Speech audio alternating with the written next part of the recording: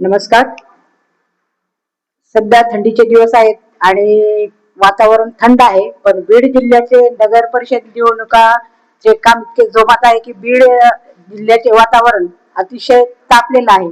आणि याच तापलेल्या वातावरणामध्ये प्रभाग क्रमांक 5 मधील राष्ट्रवादी काँग्रेस शरद पवारचे उमेदवार आपल्या सोबत आहेत. तर त्यांचा परिचय जाणून घ्या. नमस्कार बीडकरांनो, मी वैष्णवी रामेश्वर पवार.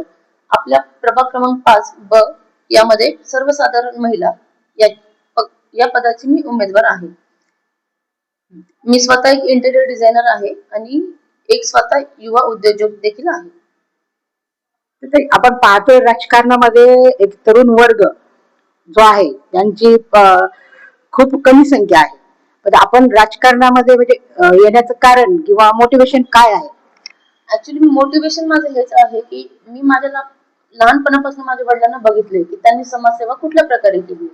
त्यांचं एकच ध्येय की समाजसेवा. त्यांनी आपल्या प्रभागामधले आतापर्यंत ते 25 वर्षापासून कार्यरत आहेत एक समाजसेवक म्हणून. छोट्या मोठ्या लोकांच्या छोट्या मोठ्या गरजा पूर्ण करणे, नगरपालिकेमध्ये कुठलेही काम पुरवणे. माझ्यासाठी जरी ही निवडणूक पहिली असली तरी मी हा कारभार जवळून बघितलाय, तो माझ्या वडिलांचा. त्यांनी जशी लोकांची सेवा केली आहे, प्रत्येकाचे छोटे मोठे काम पूर्णत्वाला नेले त्यांनी. त्याच प्रकारे मला वाटलं की आपल्या या पलीकडेही काही लोकांच्या मूलभूत गरजा आहेत, जसं की रस्ते, नाल्या, पाणी, लाईट, युवा लोकांचे प्रश्न आहेत, त्यांच्यासाठी रोजगार, ह्या खूप सारे प्रश्न आहेत आपल्या समोर. एक आरोग्य, एक प्रकारचं चांगल्या दर्जाचं शिक्षण, ह्या अशा भरपूर प्रश्न आपल्या समोर उभे आहेत.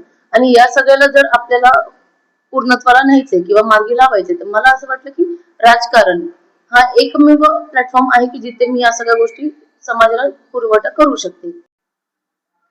प्रचार आता सध्या जो आहे तो अंतिम टप्प्यामध्ये येऊन पोहोचला आहे. अवघे 2-3 दिवस मतदानासाठी आहेत. तर आपण प्रभागामध्ये फिरलात, प्रचार केला, तर एकंदरीत काय वाटतं तुम्हाला त्यावरून?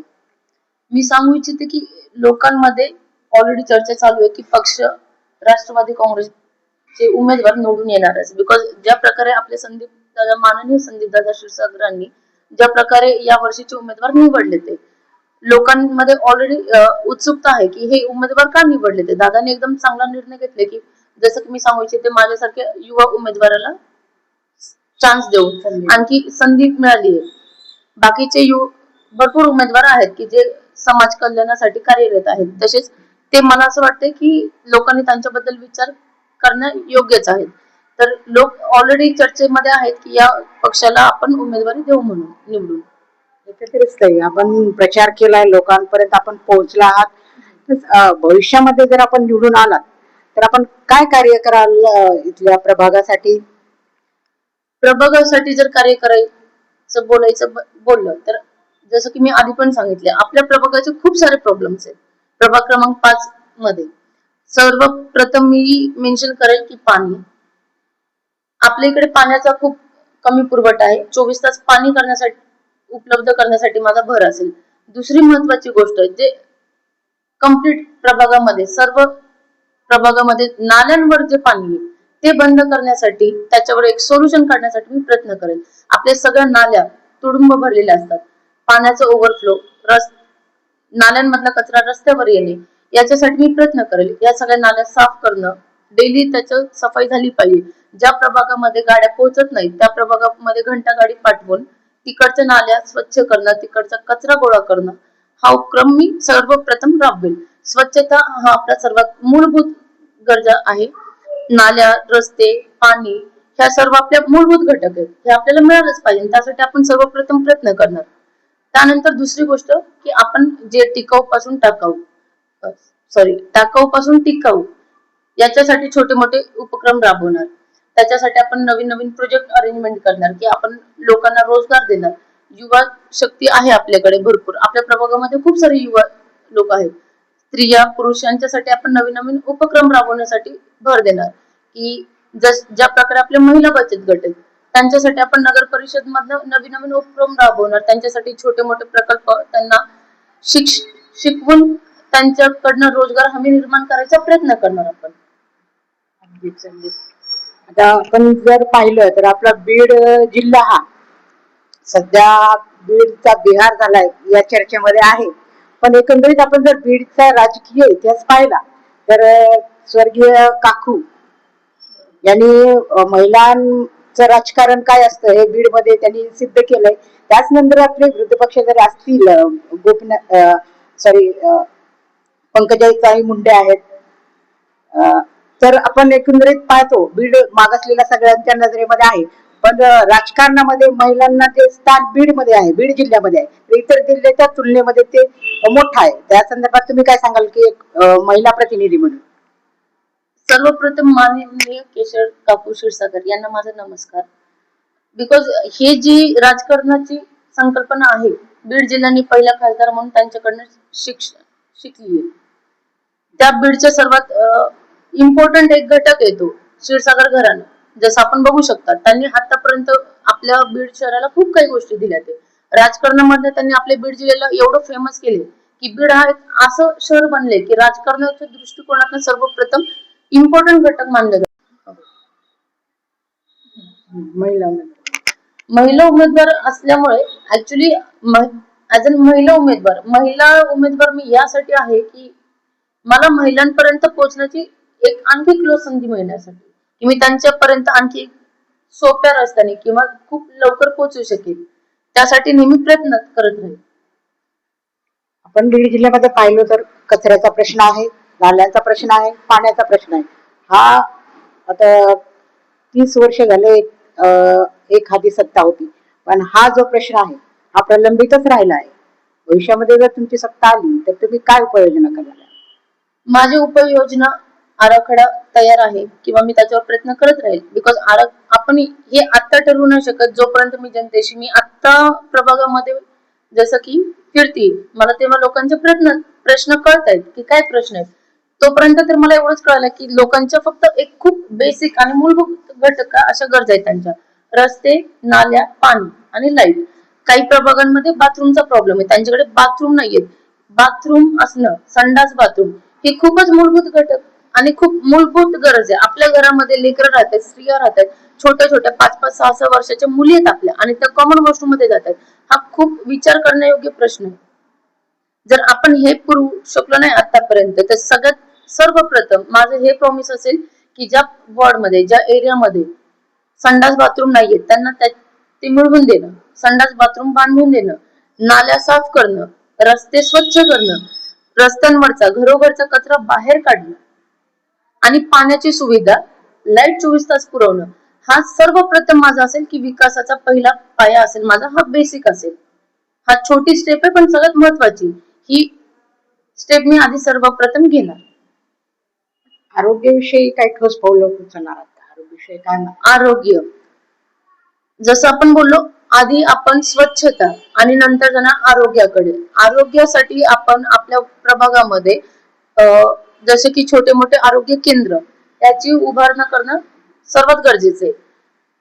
आपल्या प्रभागामध्ये असे खूप लिमिटेड आरोग्य केंद्र आहेत जे अवेलेबल आहेत. त्याच्यासाठी आपण नवीन नवीन आरोग्य केंद्र उभारणार.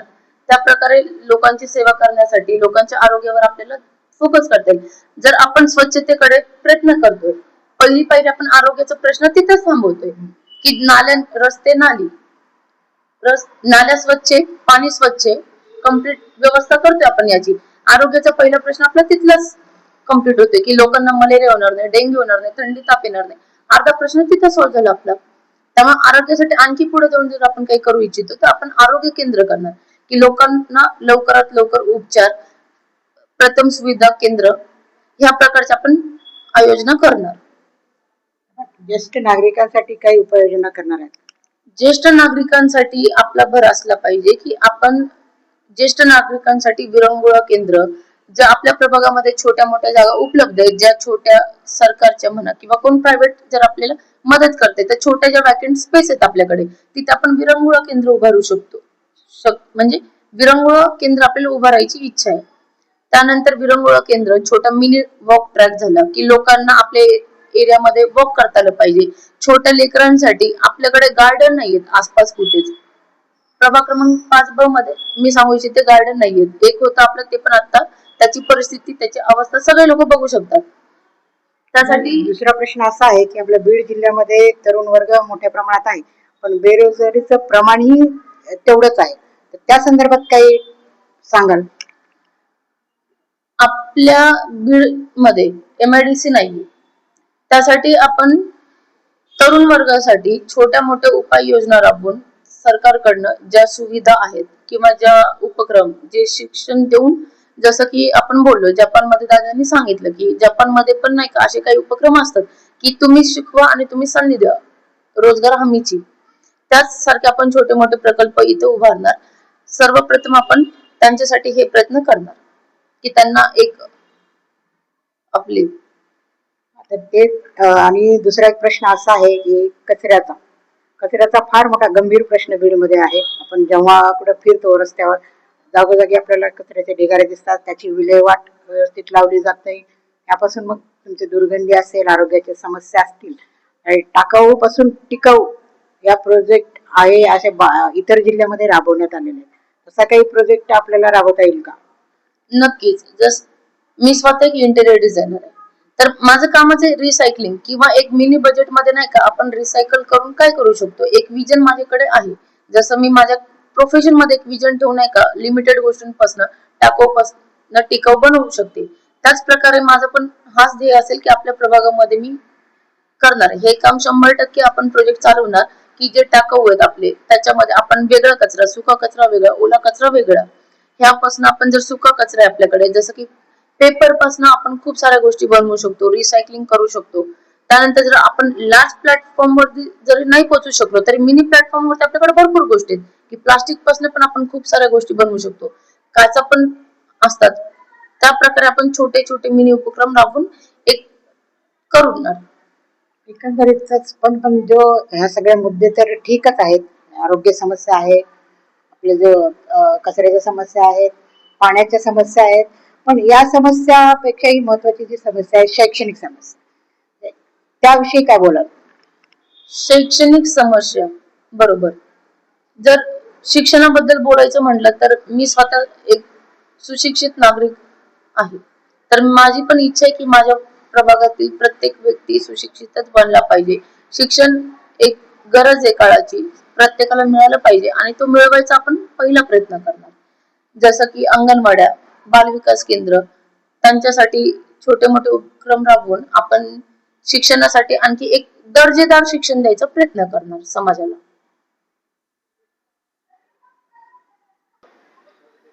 प्रभाग क्रमांक 5 ब मधील काही नागरिक आहेत, आपण त्यांच्याकडनं जाणून घेऊया या वार्डातील समस्या काय आहेत. तर सर्वप्रथम या ताईंकडे आपण विचारूया की आरोग्याच्या प्रश्नाच्या बाबतीमध्ये आपण काय सांगाल? इथल्या ज्या नाल्या कचरा जे आहे त्यामुळे आजार भरपूर पसरतात. तर याची स्वच्छता जरा ठेवली तर आजारी पडण्याचं प्रमाण कमी होईल. आणि बर, आपण या ताईंना विचारूया की बाबा आपल्या प्रभागामध्ये प्रभाग क्रमांक 5 ब तर रस्ते आणि नाल्या कशा आहेत आणि आपले अपेक्षा काय आहे? आमची एवढीच अपेक्षा आहे की कचऱ्यावाले नेहमी रोजची रोज सकाळी कचरा न्यायला यावेत, स्वच्छता ठेवावीत. नाल्यावर रस्त्यावर पाणी आहे सगळीकडे, स्वच्छ अजिबात कोरडं नाही. कचरा कुंडी, नालीचं पाण्याची समस्या सगळी सॉल्व्ह झाली पाहिजे. आमची एवढीच इच्छा आहे. आता जे काही नगरसेवक नवीन येणार आहेत त्यांनी हा विकास नक्की करतील, एवढीच अपेक्षा आहे. आपण पाहू शकता या नाल्याची अवस्था काय आहे. नाल्याच्या बाहेर रस्त्यावरती पाणी वाहत आहे. तर हे कुठेतरी नाल्या रस्ते व्यवस्थित होणं हे गरजेचं आहे. आणि त्याचबरोबर आपण इकडं पुन्हा नागरिकांशी चर्चा करूया की काका आपल्याला काय सांगतील की काय आपल्या अपेक्षा आहेत, काय विकास झाला पाहिजे, कशा पद्धतीने तुंबतो प्लास्टिकनी तुंबल्यामुळे नाल्याचं पाणी रोडला येतं. नाल्या रुंद करणे जरुरी आहे आणि परत काम करून तिला दुरुस्ती करणे, जिथं पाण्याची सोय नाहीये तिथं पाण्याची सोय करणे हे जरुरी आहे. आणि हे मतदारसंघ वैष्णवी पवार हे करू शकते, ही पूर्ण सोय मतदाराची पूर्ण करू शकते. नाली जी रस्त्याच्या कडेच्या नाल्या त्या खोल आणि रुंद करणं आवश्यक आहे. आणि रोडला पाणी यायला नाही पाहिजे, तर ही वैष्णवी पॉवर करू शकते. या ठिकाणी आपण आताच नागरिकांशी चर्चा केली आणि या ठिकाणी छोटे मोठे जे काही प्रश्न आहेत अजून पण एक नागरिक आपल्याशी चर्चा करणार आहेत. म्हणजे आपलं बीड आहे ना कसं स्वच्छ राहिलं पाहिजे. नाली असो, स्ट्रीट लाईन असो, कसा रात्र जेव्हा आपण बघतो तर पूर्ण रोडवर अंधार असतो. बीड जिल्हा आहे हा आपला कसा प्रगत झाला पाहिजे आणि नाली परत रोडला स्वच्छता पाहिजे व्यवस्थितपणा. परत लेडीज असते त्यामुळे संध्याकाळी लाईट फार महत्वाची. कुंड्या कचरा कुंड्या पाहिजे, रोजचे स्ट्रीट रस्ते झाडले पाहिजे. कसं बारामती जे उदाहरण देतात अजितदादा त्याप्रमाणे आपल्या बीडची बी प्रगती व्हायला पाहिजे. हे फार महत्वाचं आहे. आज काळ कुठल्या कुठे चाललाय पण प्रगती होत नाहीये. त्यामुळे कधी कधी खंत वाटते जेव्हा आपण बाहेर जातो, मुंबई पुणे मोठ्या मोठ्या सिटीला जाण्याचा योग येतो तेव्हा अशी लाज वाटते की आपण कसं या बीड मध्ये राहतो. त्यामुळे सर्व जे काय आहे त्यांनी सर्व सोय सुविधा द्यायला पाहिजे. आणि जे आमच्या प्रभाग मध्ये 5 उमेदवार आहे वैष्णवी रामेश्वर पवार, हे यांचे वडील रामेश्वर हे फार म्हणजे समाजसेवक आहे. त्यांना होतकरू काम करण्याची फार आवड आहे. त्यामुळे त्यांना तुम्ही यावेळेस संधी द्या. त्या संधीचं ते सोनं केल्याशिवाय राहणार नाही. ओके. आपण पाहतो की या प्रभागामध्ये छोटे छोटे प्रश्न नागरिकांचे आहेत, नाल्याचे आहेत, रस्त्याचे आहेत, लाईटचे आहेत, पाण्याचे आहेत. परंतु आताच गेल्या काही दिवसापूर्वी बीड जिल्ह्याचे पालकमंत्री तथा राज्याचे उपमुख्यमंत्री अजितदादा पवार या ठिकाणी आले होते आणि त्यांनी या ठिकाणी सांगितलं की मला एक संधी दे, मी बारामती करतो. अरे बाबा दादा, तुम्ही 1 वर्षापासून पालकमंत्री आहात. या पालकमंत्री असताना 1 वर्षामध्ये तुम्ही कसला विकास करू शकला नाही तर तुम्ही मग काय करणार आहेत नंतर, असाही प्रश्न देखील या ठिकाणी उपस्थित होतो. आणि या प्रभागाचे उमेदवार जे आहेत कुमारी वैष्णवी पवार यांच्याकडनं अपेक्षा आहे, कारण त्या शिकलेले आहेत आणि कमी वयाच्या तरुण आहेत. चांगल्या पद्धतीने विकासाची जाण त्यांना आहे आणि ते नक्कीच विकास करतील अशी ग्वाही काही या ठिकाणी नागरिकांनी दिलेली आहे. भागवत वैद्यसह तपशीला ढाली मॅडम, लोकशाही the great news channel Beed.